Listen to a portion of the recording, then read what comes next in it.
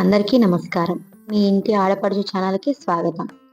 దసరా నవరాత్రుల 3వ రోజు శ్రీ అన్నపూర్ణాదేవి అమ్మవారికి నైవేద్యంగా కొబ్బరి అన్నం ఎలా తయారు చేసుకోవాలో చూద్దామా? ముందుగా నేను అన్నాన్ని ఇలా పొడి పొడిగా వండి పెట్టుకున్నాను.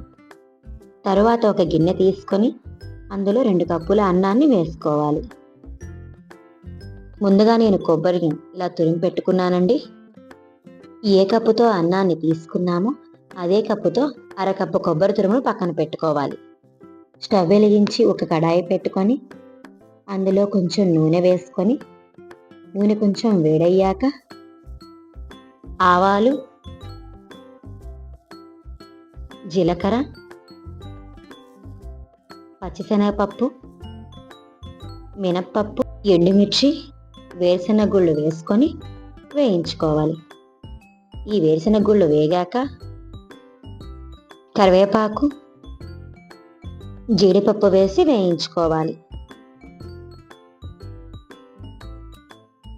ఇంగువను అలాగే కొబ్బరి తురుమును కూడా వేసి పచ్చివాసన పోయేంత వరకు వేయించుకోవాలి. అలాగే